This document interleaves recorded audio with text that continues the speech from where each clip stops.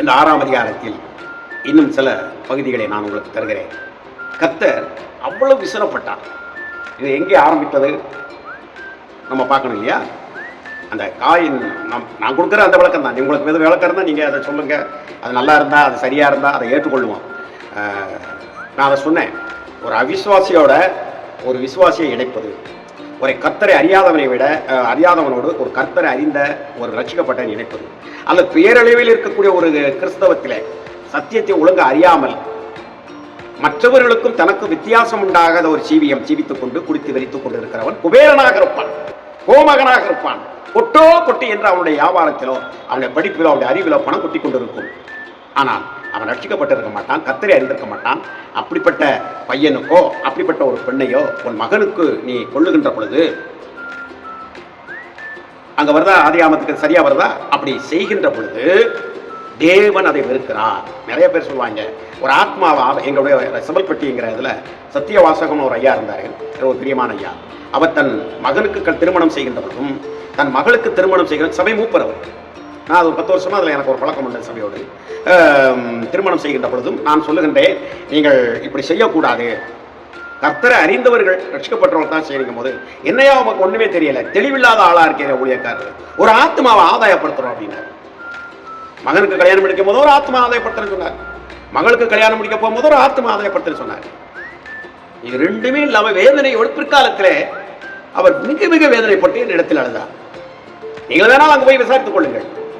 நான் எப்பொழுதுமே சொல்லுகிறேன், நல்ல கிறிஸ்துவுக்குள் ஒரு மகிமையான வாழ்க்கை, வெற்றியுள்ள வாழ்க்கை வாழ்ந்தவர்களாம் திருமணத்திற்கு பின்பு அணைந்து போகிறார்கள் என்றால் அந்த நெருப்பாக எரிந்து கொண்டிருக்கக்கூடிய இந்த விசேஷித்ததாக இருக்கக்கூடியதான இந்த பெண்ணோ ஆணோ அந்த திருமணம் இணைப்பிலே அவர்கள் ஒரு நனைந்த விரவோடு சேர்ந்து விடுகிறார்கள்.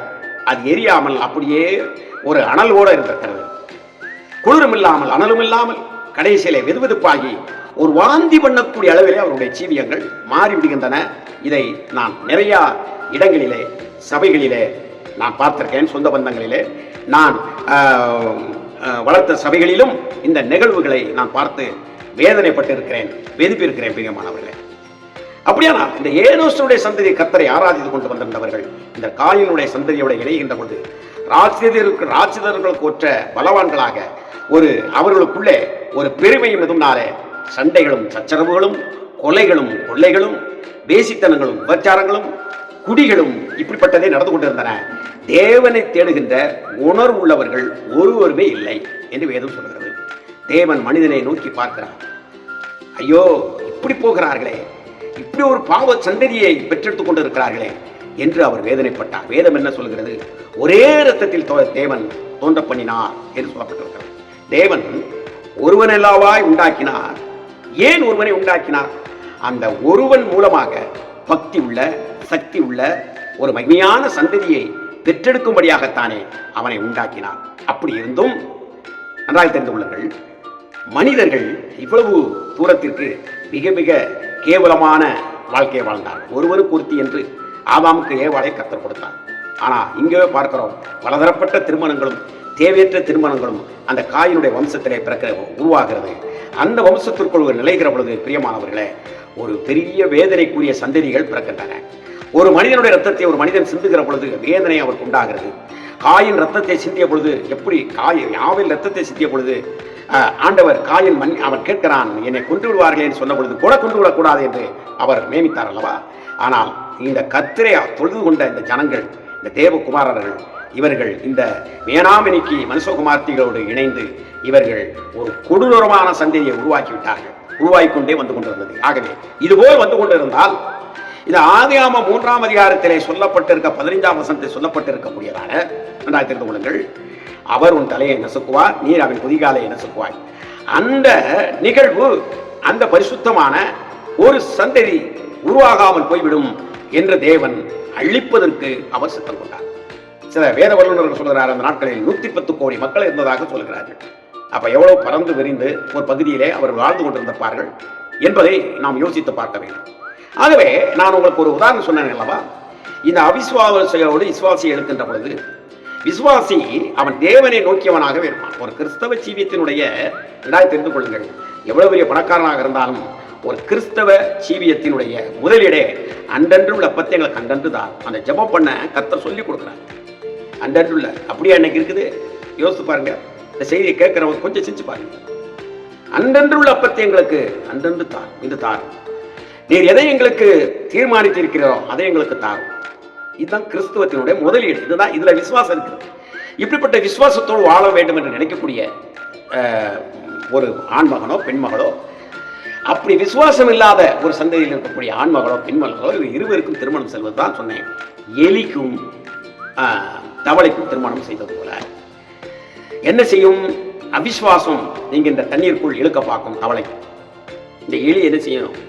இங்கிட்டு போவோம், விசுவாசங்கிறது போவோம். அது ஒரு உதாரணத்தை சொல்றேன். அப்ப எலியும் தவளையும் இருக்கு அப்படி நீங்க நினைக்கக்கூடாது. உதாரணம். இப்போ இது என்ன செய்யும் அப்படின்னா, இப்போ இந்த தண்ணீர் பக்கம் மெஜாரிட்டியாக அவிசுவாசம் மெஜாரிட்டியாக பாஞ்சினாலும் அங்கே க்ளோஸ் ஆயிடும். எவ்வளோ நாளைக்கு அது எடுத்து தெரியும், அது முங்கிடும் கடைசியில் வெயிட் முடியாமல். அதே போல பாருங்க, விசுவாசத்தில் போறேன்னு சொல்லி இந்த அவிசுவாசியும் இது வரும்போது அவன் விவகாரத்து பண்ணிருப்பேன், அந்த என்னோட எப்படி ஆகிடும். அப்போ இதனுடைய நிலைமை என்ன ஆகும்? பழைய நிலையோட முன் நிலைமையோட பின்னிலைமை மிக மோசமாக சமுதாயத்தின் மத்தியிலே உருவாகின்ற பொழுது அவர்கள் தங்களைத்தானே வெறுத்து விசுவாசத்தை இழந்தவர்களாக, நான் ஆண்டவரை தேடினேன், ஆண்டவர் என் பிள்ளைக்கு இப்படி கொடுத்துருக்கேன் அப்படி கொடுத்து என்னமோ பைபிளை இவங்க கரெக்டாக கரைச்சி குடிச்சு அதில் ஒழுங்காக வந்துட்டது மாதிரியும் இவங்க ஒருத்தருக்கு ஒருத்தருக்கு பேசி ஊழியக்காரனை திட்டி இவங்க பல காரியங்கள் சொல்ல பார்க்க. சில நபர்கள் சொல்லுவாங்க, சார் ரொம்ப என் பிள்ளைய கொண்டு அவனுக்கு கொடுத்துட்டேனே, வேதவசனம் இப்படிலாம் சொல்லி எச்சரிச்சும் கூட கொடுத்துட்டேனே, ஊழியக்காரர்கள் இப்படியெல்லாம் சொல்லியும் கூட நான் இந்த உலகத்தையும் படிப்பையும் மேன்மேந்தான கதிரி நான் கொண்டு கொடுத்துட்டேன். இன்னைக்கு என் பிள்ளை மணி அடிச்சோன்னு புங்கப்பானை தூக்கிட்டு அவதானம் போறான். அந்த அளவுக்கு ஆகிவிட்டானே. இப்படிப்பட்ட மருமானா எனக்கு கிடைக்கிறேன். ஏன் நீ தானே போய் பார்த்த? உன் பக்கத்தில் எத்தனை பேர் ஏழை எளியவனா இருந்தாலும் நல்ல விசுவாசியா நல்லா கர்த்தருக்குள்ள வளர்ந்தவனா இருந்தான், அவனுக்கு நீ தானே கட்டி கொடுக்க மாட்டேன்னு சொன்ன. கடையில் நீ தானே கட்டிச்சோறு கட்டிக்கிட்டு காவடி எடுத்துக்கு தெரிஞ்ச. இன்னைக்கு சொல்ற ஆணுக்கும் பொருந்தும் பெண் வீட்டாருக்கும் பொருந்தும் ஆண் வீட்டாருக்கும் பொருந்தும். ஒரு ஆண்மகன் பிறந்தால் ஒரு பெண்மகளை கர்த்தர் வச்சிருக்கிறார் ஒரு இடத்துல, உன் பக்கத்திலே வச்சிருக்கிறாரு. நீ அதை சரியாக பார்த்து அதை தெரிந்து கொண்டு கர்த்தர்க்கென்று அதை நீ செய்ய வேண்டும். கர்த்தர் உயர்த்து ஐஸ்வர்யனாக ஆத்துவார். ஏங்க ஒரு ஒண்ணுக்காலவனா இருக்கிறான், ஒரு கட்சியில் போய் சேர்றான், அவன் எப்படி பணத்தை கொள்ளையடிக்கிறான், அவன் அதை நம்பி. நீ நல்லா யோசித்து பாருங்க. நம்ம கொள்ளையடிக்க கூடாது. நம்ம ஒரு உண்மையுள்ளவர்களாக ஒழுக்க உள்ளவர்களாக வாழ்கிற பொழுது என் பிள்ளை இப்படி வாழ்கிறார்கள், அவர்கள் சமாதானத்தோடும் சந்தோஷத்தோடும் 4 பேர் முன்னாலே அவர்கள் ஒரு திடகாத்திரம் உள்ள வாழ்க்கை கர்த்தர் செய்ய மாட்டாரா? அப்போ பக்கத்தில் இருக்கிற ஆளை நீ விட்டுருதியே. எத்தனையோ பேரை பார்த்துருக்கேன், மாமன் மகன் மகா இப்படிலாம் இருப்பாங்க. பார்த்துக்கோங்க, மாமா மகன் இருப்பான், மாமா மகா இருப்பான். அதாவது இது அந்த பிள்ளைய விரும்பி இருக்க கூட செய்யும். ஆனால் நீ என்ன கொண்டு என்ன செஞ்சிருவேன்னா அமெரிக்காவில் கொண்டு கொடுத்துருவேன். அதெல்லாம் கிடையாது, அப்படியெல்லாம் கிடையாது, இது கிடையாது, இது கிடையாது. அவங்க கொஞ்சம் ஏழையா இருப்பாங்க. எனக்கு தகுதியா என் தங்கச்சி என் வீட்டில் பொண்ணு கட்டேன், அவளை தங்கச்சின்னு சொல்ல எனக்கு வெக்கமா இருக்கு, அவளை அண்ணன்னு சொல்றதுக்கு எனக்கு வெக்கமா இருக்கு, இவன் பெரியவரை சொல்றது எனக்கு வெக்கமா இருக்கு அப்படின்னு சொல்லி நீ வழி விட்டு போயிருதில்ல. பெரடி செத்து கிடக்கும் போது என்ன இதை அவங்க வந்து பார்க்கறதுக்கு 10 வருஷம் வந்து ஆகும். நீ யோசிச்சிருக்கியா? சிந்திச்சிருக்கியா? சரி, நம்முடைய காலங்கள் எப்படியெல்லாம் கடந்து போயிருக்கிறத பிற்காலத்து சொல்லுகிறோம், ஐயோ நான் என் தங்கச்சி வீட்டில் பொண்ணு எடுத்துருக்க கூடாதா, எங்கள் அண்ணன் வீட்டில் பொண்ணு எடுத்துருக்க கூடாதா, எங்கள் அத்தை வீட்டில் பொண்ணு எடுத்துருக்க கூடாதா, அவங்க வீட்டில் பக்கத்தில் என் சகோதரர் தானே என் விசுவாசி இருந்தாங்களே, எப்படி இருக்காங்க அவங்க, தங்கமாக இருக்கிறாங்களே, அவங்க குடும்பத்தோட இப்படி செஞ்சிருக்க கூடாதா, இப்படி செஞ்சுட்டேனே அப்படி சொல்லி அந்த கல்யாணம் முடிச்சு கொடுத்த பிறகு வெம்பி வெம்பி வெம்பி வெம்பி கடைசியில் அந்த காய் அந்த அந்த காம்பில் நிற்காம கீழே விழுந்துருப்பாங்க, சீக்கிரமாக செத்து போயிடுவாங்க, தாய் வைப்பாங்க. அதனால் ஜாக்கிரதையாக இருங்க.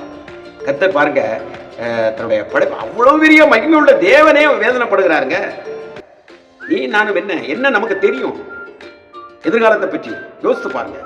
ஆகவே பிரியமானவர்களே, இந்த செய்தியை கேட்கக்கூடியவர்கள் நீங்கள் ஏழையா இருந்தாலும் அவன் கோழையாக கூட இருந்தான்,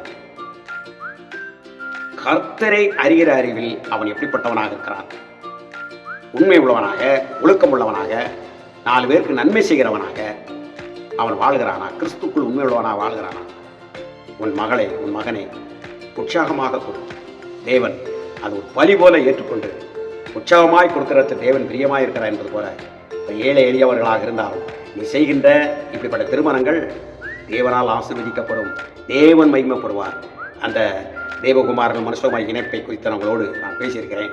பிரியமானவர்களை தொடர்ந்து அடுத்த பகுதிக்குள் நாம் கடந்து செல்வோம். ஆகவே கர்த்தருக்குள் நீங்கள் சாட்சி பெற்றவர்கள், ஒரு சாட்சி உள்ளவர்களை நாடுங்கள். தேவ கோபம் உங்கள் குடும்பத்தின் மேல் வராமல் இருப்பதாக. ஆமே ஆமே.